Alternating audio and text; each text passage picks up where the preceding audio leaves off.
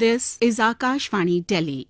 We now bring you an interview with Dr. Sajjan Yadav, author of the recently released book Scaling Mount UPSC. In conversation with him is Manoj Mindkar. Hello and a warm welcome. I'm Manoj Mindkar, and it gives me immense pleasure to welcome all of you to a masterclass today. And guiding us through this masterclass is a book titled Scaling Mount Everest. Oops, I beg your pardon. It's Scaling Mount UPSC. And the author of the book, Dr. Sajjan Yadav, is present with us here. It's a privilege and a pleasure to welcome you to our studios. Thank you so much, Manojji. Tell me something before I start opening the book. Right. I made a mistake in the beginning. Yeah. Was I way off the mark when I mistook UPSC for Everest? Not at all. I think you were quite right, because scaling Mount UPSC has many similarities with scaling Mount Everest. That's why it has been named like that also, because what do you need for scaling Mount UPSC? Similar qualities you need for scaling Mount Everest. Like first you should dream of scaling Mount Everest. So people dream that they will be on one day at the top of Mount Everest. Similarly, you need a dream to scale Mount UPSC, that one day I am going to conquer this mountain. Second, in terms of toughness, how many people dream of scaling Mount Everest or even reaching the base camp? There are lakhs and lakhs of people. Similarly, Mount UPSC, at least 10 lakh people fill up the form. Finally come to 160 or 180, that varies year to year, but yeah. Third is kind of hard work which is needed, kind of discipline which is required, kind of sincerity with and honesty with yourself which you need to scale these both the mountains, and kind of pleasure and happiness you get after reaching the peak. So they are very similar in both the cases. One is requires physical endurance. Mount UPSC requires mental endurance more than physical. But the qualities required in a person, that kind of determination, perseverance, sincerity, honesty, hard work, planning, strategy, they are very, very similar for both in that sense, in terms of their rigor, in terms of their integrity, in terms of their achievement. I'm eager to have a close look at your book. The first thing that strikes me is the front cover, an inspiration to countless aspirants who dream of serving the nation. Now, the one who has written this commendation is none other than Amitabh Kant, India's G20 Sherpa. If I reverse the book, this is for the benefit of the audience and the viewers. Scaling Mount UPSC portrays inspiring stories of IAS officers who conquered the world's most challenging competitive exam through their dogged pursuit despite multiple odds against them.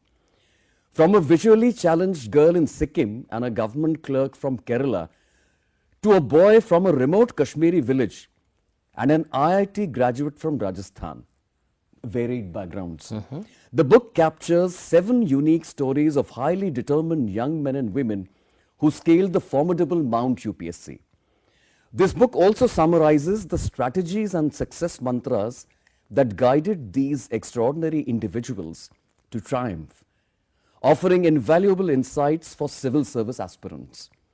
It is a testament to grit, dedication, and the power of dreams. Whether it is the civil services or any ambitious goal, these tales of resilience and perseverance will inspire and empower readers to chase their dreams. Now, our audience and our viewers would be really interested to know, and this particular premises has remote connection with it. Do you know who the inspiration behind this book has been?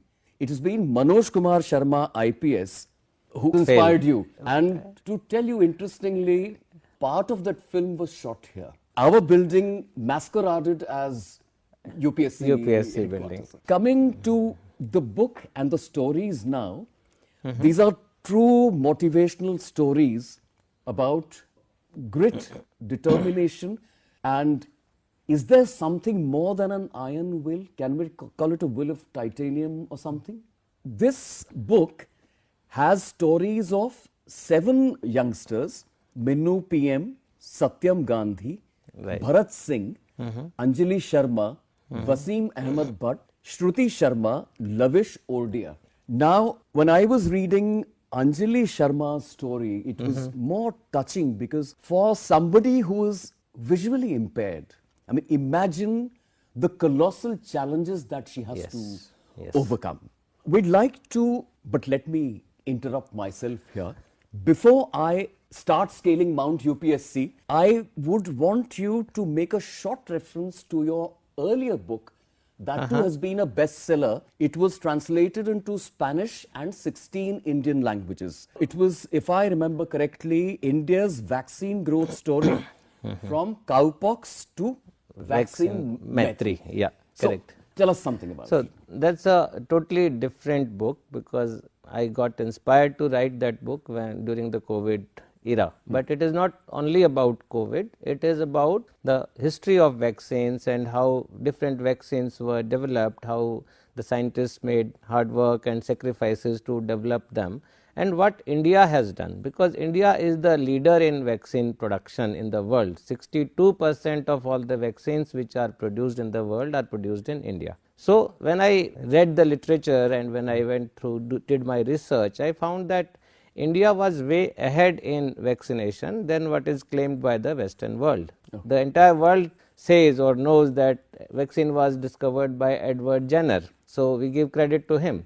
But the fact is that the vaccination or vaccines were discovered in India about 300 BC. That is about 2000, more than 2000 years before Jenner discovered vaccines. And we have our own system of variolation, which is called now.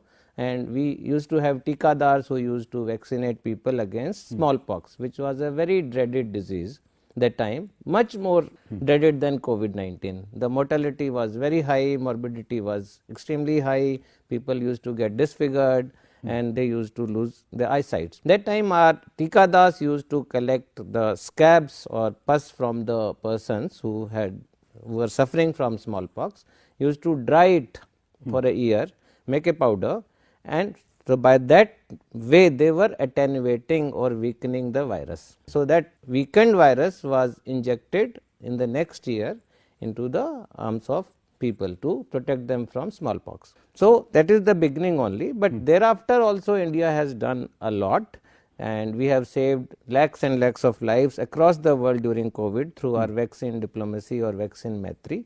So that book captures all these stories in an interesting way. So while you were writing that book, I presume you had to travel a bit to places where vaccines are made, or even places connected with Indian knowledge systems, since you references or reading. Yeah, it is basically based on research, based on both the literature research as well as detailed interview of how we handled COVID, how at the ground level our workers handled COVID, or the officers in the ministry, how they made the strategy, and then how we made a plan to vaccinate crores of people per day.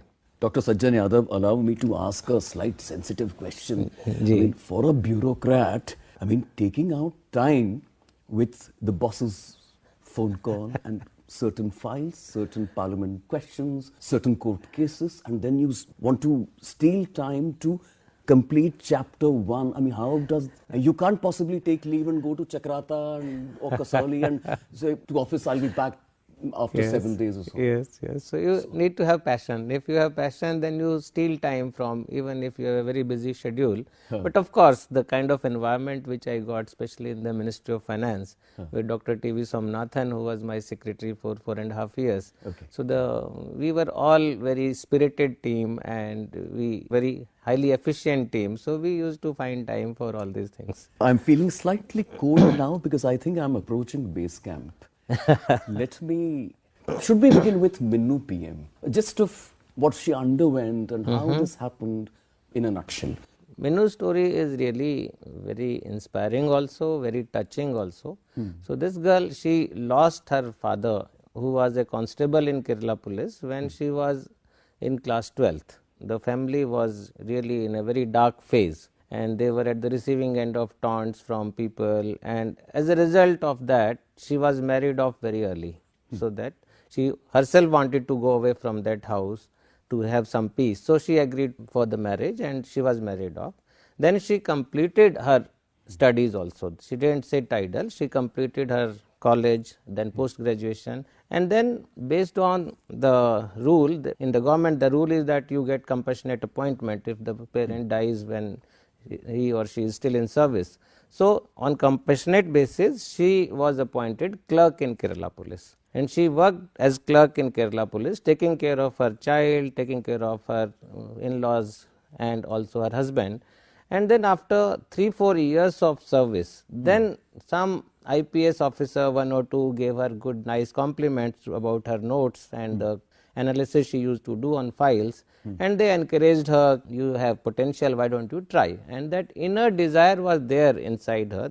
She herself used to feel that she is not cut out for clerk's job, but she couldn't muster that kind of courage, confidence to appear write civil services exam. But these compliments which she got, they encouraged her. So she talked to her husband. I have narrated that story, that incident over a cup of tea, and then they discussed it a lot, then convinced her in-laws, decided to give it a shot. But somebody in office as well was very cooperative. And the IPS officer whom she was reporting to. And thereafter also it wasn't easy, because there was a gap in her studies. There was a gap of 4 years and she had to catch up, and there was total lack of confidence, because she was thinking that the youngsters, they are more brilliant, more up to date with the knowledge, and how would she be able to compete with this young crowd. So, but still she joined coaching. She had to even sell her jewelry to pay for the coaching fee, and then after failing for 2-3 times. So, she even was successful in her second attempt to reach the interview stage, but third and fourth attempt she failed in the prelims. But still she didn't give up. Her husband was a big support, Joshi, and he also encouraged her constantly. And finally, in the fifth attempt, she could manage to clear the exam, scale the Mount UPSC, get a good rank to get her into IAS. Now she is sub-divisional magistrate in Maharashtra. Great, great. Hats off to her. By the time I finished chapter number 1, I was so hooked on that, people in my office know that I didn't work properly that day. I chose to jump to chapter number 2. Right. So let's touch upon Satyam Gandhi and his struggles. Yeah, Satyam Gandhi, see, my idea of selection Satyam Gandhi was that after reading Minnu's story, people shouldn't start thinking that it takes years to scale Mount UPSC, because she took 5 years, but not everyone takes 5 years. So I thought of Satyam Gandhi, who cleared the exam in the very first attempt immediately after college. That is when he just turned 21 and became eligible to join the service, he was selected. That's a nice juxtaposition, 5 years. Yeah, from 5 years. And second, so this boy is also from a very humble background, and he hails from Samastipur district of Bihar. And he, first of all, he had a failure in that sense that he cleared the written of NDA, National Defence Academy. He wanted to become that IFS, Indian Air Force officer initially. So he appeared for NDA, cleared the written, cleared the interview or SSB, which we call, and he was very happy to go back and announce to his family that yes, now I will be an Air Force pilot. But during the medical examination, even he was not aware that he was colorblind. So he was rejected. So that was a very big shock, but he didn't give up. Then he decided that I will become IAS officer, I will write civil services exam. But in that also, what important decision he made was, because he knew that his father was taking loan from the local money lender at 24% interest rate, 36% interest rate, Buttukeshwar Dutt, I have written the name also. So he realized that he has no time to waste, and so he decided to start his preparations in the final year of the college itself. So he worked really hard with strategy, with proper planning, and in the first attempt itself he got 10th rank. And where is he now? He is also in Maharashtra by coincidence. He is also SDM. They are same batch, that Satyam Gandhi and Minnu PM. They are 2021 batch IAS officers. They are in their first posting as sub-divisional magistrates.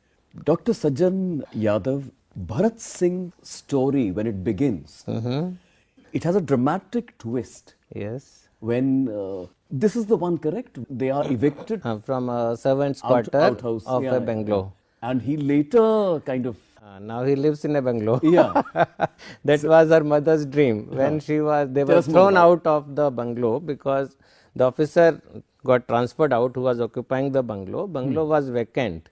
So the rules are that you can't occupy the servants' quarter if the bungalow is vacant. So they were kind of evicted from that servants' quarter. It was winter and then they had nowhere to go. And when she was putting her stuff in the rickshaw, then her mother kind of prayed or resolved that one day my children, I will live in a bungalow. My children will become officers and I will live in a bungalow. So that sankalp, I think, probably was listened by God. Just a bit about Bharat's story, how it progressed. So Bharat, as I have told you, Bharat was born in the servants' quarter of an IAS officer, Chief Secretary Delhi's servant quarter.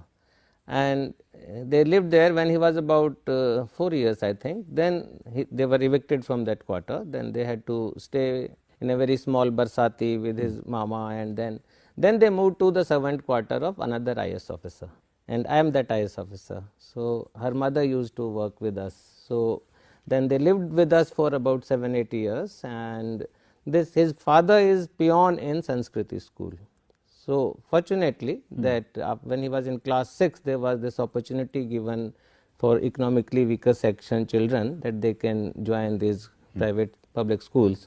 So he was admitted in Sanskriti school. There also he faced lot of discrimination and lot of adjustment issues, lot of language issues, because he was studying in a government school. They were conversing in Hindi, and then in Sanskriti everyone was speaking in English. All the exams were in English. All announcements were being made in English. On the first day he had a very horrible experience because he was not able to make out what is being told. So then, but although other 5-6 students who admitted from EWS quota, they dropped out, but Bharat somehow remained there with determination that I have to adjust, I have to study in this school. And then he did his schooling, then went to the Delhi Technological University, that DTU, where he studied mechanical engineering, and he got a job in Tata Motors, posted in Delhi. So that was also a very big jump. If we all see the satisfaction level from born in a servant's quarter to an engineer in Tata Motors was in itself a very big jump for anyone. So he could have remained satisfied. His mother was happy, his father was happy, family was happy, good financial security, good job, good status. But still he thought that there is something lacking. I want to transform my family's fortunes. I want to do something for the people. I want to do something for people like me who in challenging backgrounds. So then he decided to give up his job. He resigned from Tata Motors. That was very bold decision, big step. He resigned from Tata Motors, started preparing, and his father supported him. He prepared for 3-4 years, and he suffered that lows which many feel.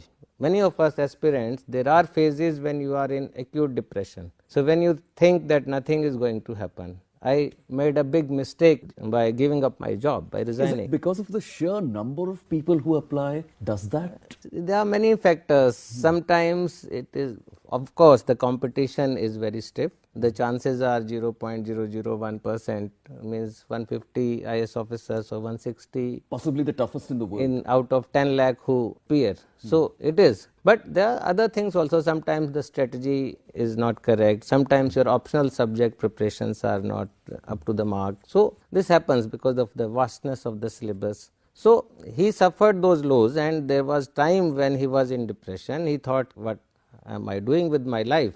I should stop, I should join a job. But then again he resolved that no, I will not join, I will do it. Then he suffered so many setbacks, but got finally the wheel turned, and he got selected in this assistant commandant in CAPF. But again there was a tragedy. He failed in the physical exam because he pulled his muscle during the long jump. Otherwise he was almost successful. Possibly he was destined to he join was destined. Then he got administrative. selected as assistant commandant in the Coast Guards. But Coast Guard people asked him to join, and his mains was there about a week later. So he asked for leave, he was denied leave, he left that job. He did not join Coast Guard. So again this boy, if you see the character, So he had that will of Titan, you said. Titanium, yeah. Yeah, Titanic will, and he had that quality of taking those grave risks, serious risks of not joining a job when he was not even, they had very low chances of getting success in the civil services. But he decided that he will write the mains, and he sacrificed assistant commandant in Coast Guards, and finally he was selected in IAS. He scaled Mount UPSC. And now? Bharat is now in West Bengal cadre. He is also Okay, so SDM. all of them in all parts of India. Yeah. Now, if you think the struggles that we just listened to through Dr. Sajjan Yadav's storytelling too high, wait till you hear about Anjali Sharma. Yes, and I would like to add that it's one thing that if someone is born blind, then you haven't seen the world with the eyes, and you slowly get used to the life because you are not aware what are eyes, what is function, and what happens with the eyes, and what advantages are there, what colors of life are there. Anjali Sharma was perfectly fine till class 10th, say till about 16 years of age. She lived in Sikkim. Her father is worker in a factory, in small factory in Sikkim. So this girl in class 10th, she suffered from brain TB. She was not aware, but she had severe pain, and she was taken to Patna and then to AIMS Delhi. So because of the brain TB, she somehow survived. Although it was very risky, she was almost on the deathbed, but the AIMS doctors pulled her out of that. But she lost her eyesight totally, 100% blind almost. She can't see anything. And it took her 1 year. She was totally submerged in darkness, totally dependent on her parents, on her younger brother for even daily chores. But this girl was very determined. Even at that stage, she was asking for books that I want to read, and then she used to cry when she was not able to see anything. But then somehow she had not passed class 10th. She was in class 10th when she lost her eyesight, but because that year it was not the board exam, so she had done well in her half yearlies and in the internal tests. So on the basis of that, she was promoted to class 11th. She took it as a very good signal from the God that yes, she must continue her studies.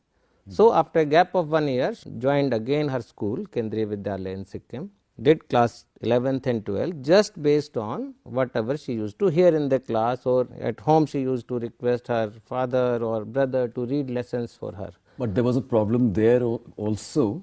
People who were assigned to read out lessons to her, a couple of times she had complained because she could not understand. No, I am coming to that. So that was class 11th and 12th. Then she did her graduation also in a very similar way.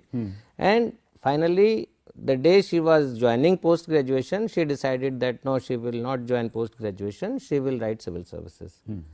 So then she prepared based on videos and audios. So she gathered information about the exam. There was no one to guide her. Please imagine the girl living in remote Sikkim, low middle class family, no one to guide, no one in her family who was a civil servant.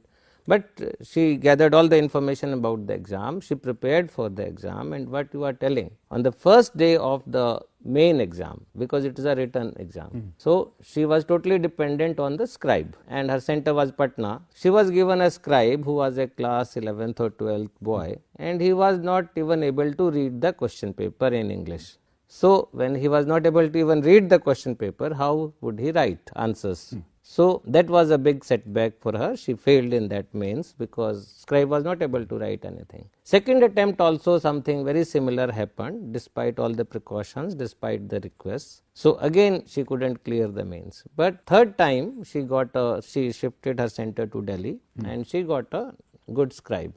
So then she was able to clear the exam. But this girl is really very determined girl. She is really very, very hardworking. She used to just eat, sleep and study, nothing else. So, and it's really difficult to come out of that darkness, that gorge, and climb the top from there. It's really so many lessons, not only for writing civil services, but for the life lessons for every one of us in any field, that if you are in that situation, don't give up. There is light. Tunnel may be long, but ultimately there will be light at the end of the tunnel. So don't give up. That was touching. Wasim Ahmed Bhatt, he is from Kashmir and his father was a beekeeper. Let's now throw some light on the route he took, how he was inspired, first of all, and then how he realized his resolve. So first is Wasim wanted to become an engineer. Since his childhood, he wanted to become a civil servant. Although his friends wanted to become civil servants, but he said that no, I want to become a doctor or an engineer because they are the people who actually work for on the ground. It means it inspired him that to become an engineer. And he was a brilliant child, though he hailed from a very small village in Kashmir, Anantnag district. So he was topper in the schools in his area, and then based on his JEE, he got admission in NIT Srinagar after class 12th. And he opted for civil engineering, though it didn't turn out to be a good choice for him to his liking. But then also he had a passion for reading. Even then, when he was in engineering college in initial years, he didn't want to become civil servant, but he wanted to become an engineer. But then for whatever destiny is, then there were visits of two very young Kashmiri IAS officers to his college. Shah Faisal, who was the first topper from Kashmir, and Athar Amir. So he listened to them and he got to know about the career in IAS, civil services, the challenges, the opportunities, which really inspired him to give it a shot. And so he decided that after college he will not sit for placements and he will start preparing for the civil services exam. So he came back to his village, wanted to study there, prepare from his house in Anantnag. But his father realized that he won't be able to study, do well while studying in this remote village, and his friends were going for coaching. So he sent his Wasim to Delhi for coaching. There also again it is story of success, failure and success. In his first attempt he was successful. He cleared prelims, he cleared mains, he cleared interview, and he got into the revenue service, Indian Revenue Service, income tax. But the next attempt itself, he wanted to become an IAS officer, so he wrote the prelims again. But next attempt, he failed in the prelims. So again, it was a shock. So many people would do what? They would just join the income tax. But he decided no, he will try, he will not give up. So second attempt, he really worked with strategy. He worked on his failures. He sought guidance from the recent topper. And accordingly, he prepared really well, starting from the first day of his prelims. So then he got a very nice, good rank. I think around 7th rank he got. And now he is in Madhya Pradesh. Dr. Sajjan Yadav, it was 3 a.m. when I was reading the book and I had reached Shruti Sharma's chapter. I read it. Unfortunately, I was groggy-eyed. I want you to take over completely in the case of... because Lavish, I remember exactly. Okay, but okay. Shruti, you'll have to tell us. Right. Shruti, see, there is always a craze to know the life of the topper. Means all of the first ranker in the batch, and he remains for entire life the topper of the batch. Even our topper, we still address him as topper, the first ranker. So I wanted to narrate story of a batch topper, and Shruti Sharma is that batch topper. So she is topper of 2022 batch. So she is very sweet, very intelligent From girl. an equally humble background? Not that much challenging, but she used to live in east of Kailash, and his father is an architect and also runs a school. So from a middle class family, the girl next door studied in Sardar Patel Vidyalaya.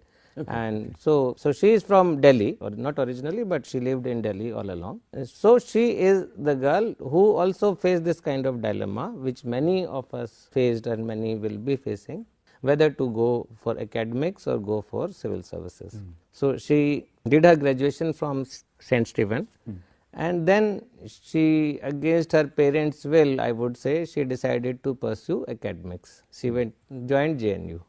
And initially she liked it also, and she liked the freedom also of there and the kind of environment which is there in JNU. But then somehow she felt that whatever change which can be brought, it is difficult to bring that change through writing research papers and conducting research, although that's also a very, very important thing, but it was not to her liking. So then she decided to change the path and decided to prepare for the exam. And there she joined, there are some good institutes institutes which, like in Jamia there is an institute where you can, at a very nominal fee, you can stay in the hostel, get mess facility also, and also some kind of a coaching there in house, and good group. She formed a very good group of the fellow aspirants there. So her story is simple that way, and the coaching center was also very close to her house. But there is one twist in the story which future aspirants should also be careful about, I would say, through your show, and that is that when she filled up the form for her prelims for the civil services exam,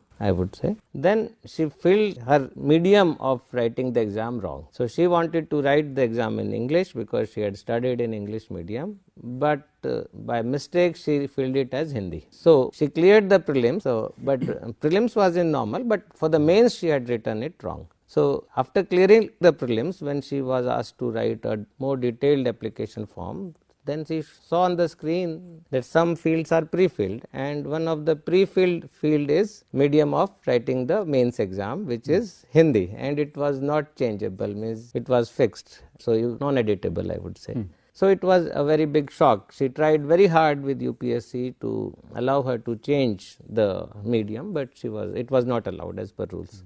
So then one option was to leave the attempt, forego it, and start preparing for the next. But then she decided, no, I will not give up this attempt, I will write it. And so she appeared in Hindi medium. She used to study in English, then translate into Hindi, then study in Hindi also. So she performed well in mains but couldn't clear the mains. So that is the lesson, that even while filling up the form, people should be very, very careful. And then in her second attempt, she could do very well, and she was not expecting to be the topper. No one expects actually, but she was not expecting because first one day before her optional paper she had COVID. And she had high fever and running nose, and COVID was tested later on. And secondly, interview, she thought that she has not done well in interview because she had to say no to many questions, that sorry sir, I don't know the answer. And after her interview, she was almost in tears that, oh, I will not be able to make it this time, or even if I am successful, I will be not in the top rank. Possibly her honesty work. Yeah, but yes, honesty works a lot in interview. I would like to tell people that it's very, very important that you remain honest with the board. Don't try to just answer the question or give wrong facts. If you don't know, just plain and simple say, sorry, I don't know the answer. And obviously the judges know that you don't know that, you're too raw. Yes. If they ask, how will you solve this major problem? Obviously they couldn't solve it. How can a youngster solve that problem? Yeah, and see, it is not an interview basically. We call it personality test. So they judge your personality. It is not test of knowledge. People should remember that interview or personality test is not test of knowledge in civil services. It is test of your personality. Your knowledge has been tested in the prelims. It has been tested again in the mains. So now it is your personality. You should be honest. You should be frank. You should be more analytical. So these kind of things they judge. Your attitude. Your attitude and way of solving problems. Your kind of honesty is really very, very important. We approach seventh hero of our series. We are discussing the book Scaling Mount UPSC. And this is something reverse. Lavish Ordia was working in the US. I'm sure a rich guy earning well suddenly decides to take a U-turn, come back to India and serve people. Yes. I don't know what was his trigger. Yes, it's a bit intriguing because Lavish was not born in a very rich family, very middle class trader family in Udaipur in Rajasthan. And first competitive exam for him was the IIT JEE. So his parents sent him to Kota for the coaching. So he was there for 2 years, and then he successfully cracked IIT exam and then got into IIT Mumbai in mechanical engineering. So his first aim was that I have to earn enough money so that I can repay my education loan, I can help my parents build a house, I can buy some like car or scooter for them so that they are comfortable. So in the final year of his graduation, when it was time for placements, he resolved that I will join the company who pays the highest salary package. And fortunately for him, he got into Shell, selected him, and he joined Bangalore office of Shell. And then he was very soon, because he was very talented and hard working guy, he was offered an assignment in the United States, which he grabbed readily, and he was there for Houston, yeah. So he was there for 3 years, and he was comfortable, as you say. As you said, he had a good salary package, he had all the comforts, like he was traveling in business class, he had a credit card of the company to spend money. So he was given a very luxury car by the company, he had a furnished flat, but somehow he felt some kind of a vacuum inside him. So he started feeling that whatever I have achieved, there is nothing more to achieve in the present kind of assignment. This salary which is now coming is of no use to me much, it is just a figure in my bank account. So last time it was this many dollars or rupees, next month it is this much, and whatever my seniors are doing, who are 20 years senior to me, they are also doing very similar kind of work, which he found to be monotonous. So this was probably the trigger, otherwise he was very comfortable. There was no need for him to come back, no need for him to go through this grueling journey of scaling Mount UPSC. Possibly the problem of plenty. Problem of, no, I would not agree with that. Possibly the problem of job satisfaction. See, because you are doing a particular kind of work, repetitively same work, and when you see the people 20 years your senior are also doing the similar work, they have also very similar pay. So nothing to look forward to. In terms of growth, maybe internal growth and the job satisfaction.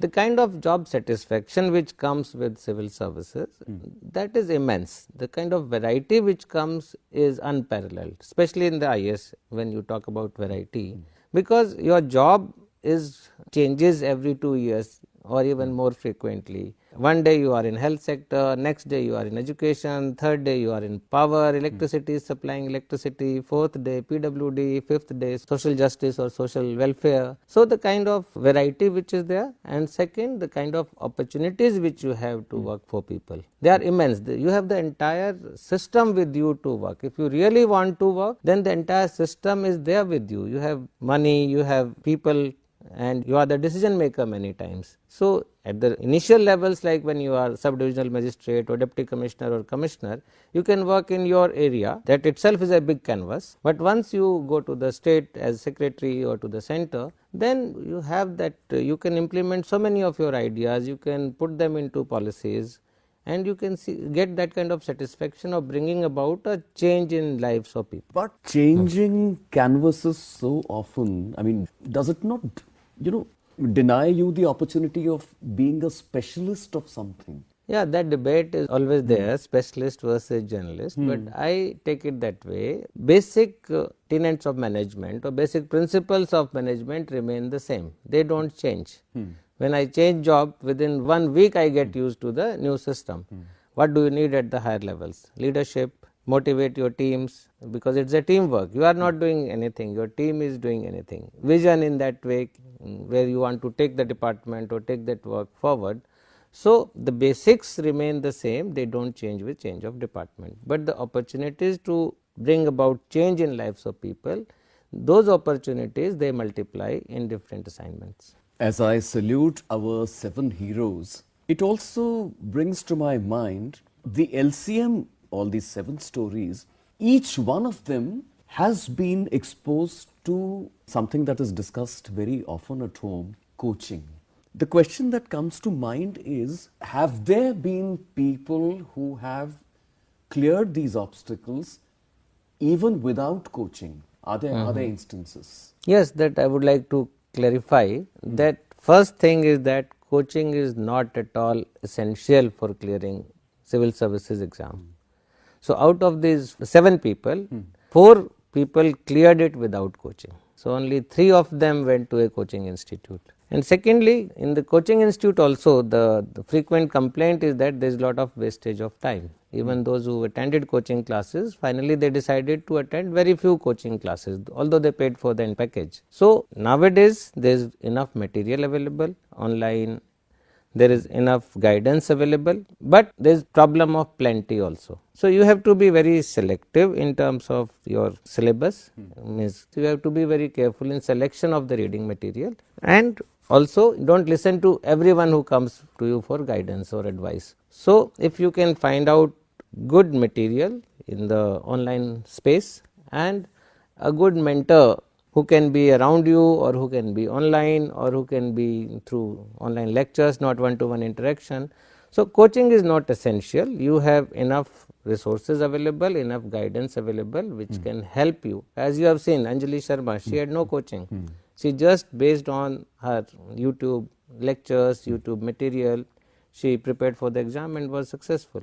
Bharat also did not take coaching. Bharat did it without coaching. So there are many aspirants. I also did without coaching.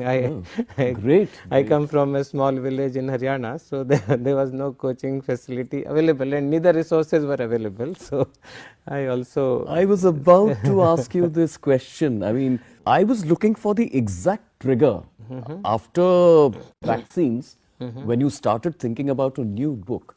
I am tempted to believe this is a reflection of your own Yes. inner and outer journey as you progress towards clearing the civil services, especially with your father being in the army.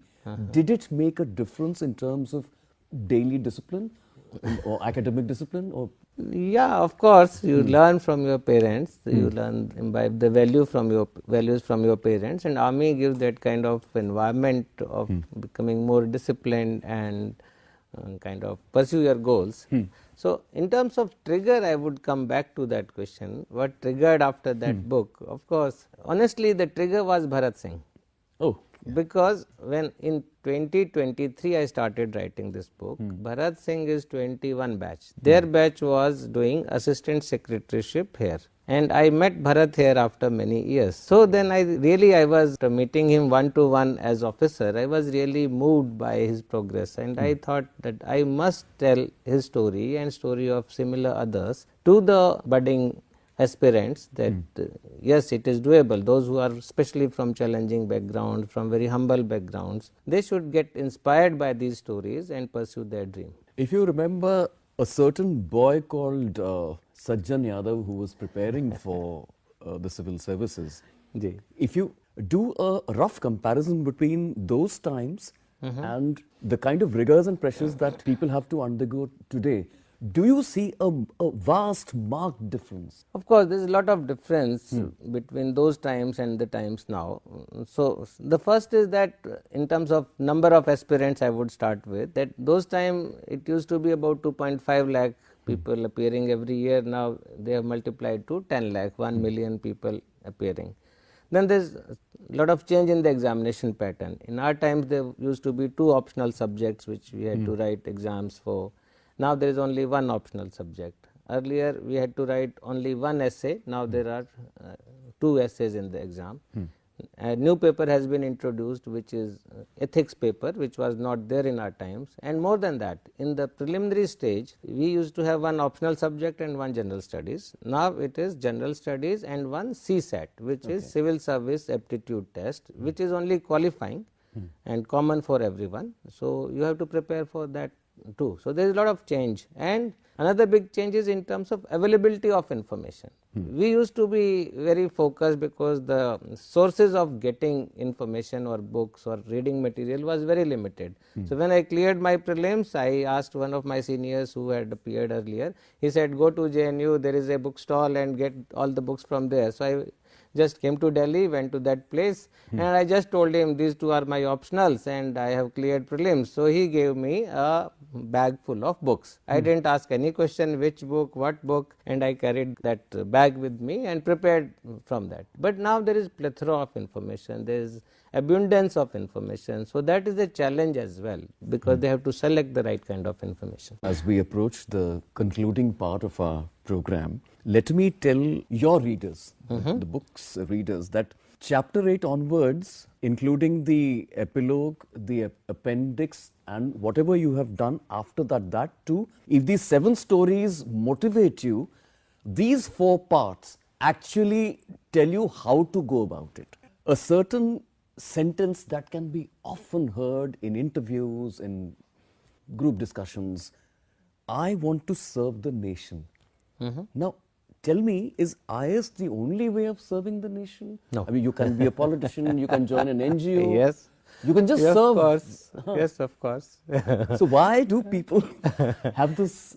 Is See, it advisable I would, to say? I would say it is both. See, first is you want to serve your family and yourself, because when we start preparing, you can say in the interview, I want to serve the nation, but first is to have a good job which has a high level of job satisfaction and status, and also improve the status or recognition of your family. I think that is a very big motivator, whatever you say. For us also it was a big motivator.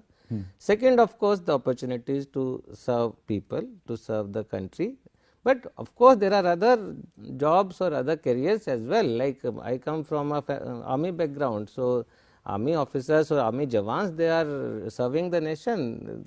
So in that tough conditions, or even other fields, even a farmer is serving the nation. So the motivation has different sources. Some people are motivated to join an NGO and do social work. That is their thinking. But first you serve your family and yourself, get a secure job, and then of course you have opportunities to work for the people, and kind of opportunities which you get in this service, they are unparalleled. No other service provide that kind of opportunity to bring change in the lives of people. Dr. Sajjan Yadav, it's time for me to open my snow tent.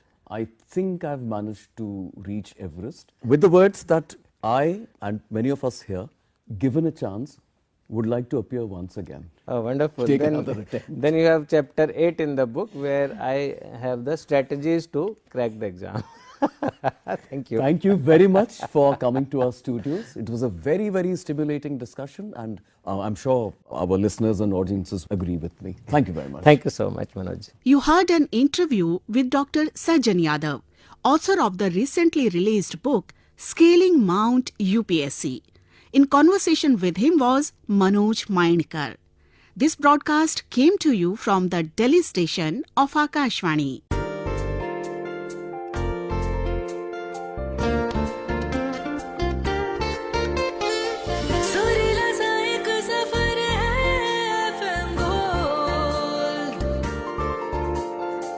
सुरीली सी एक डगर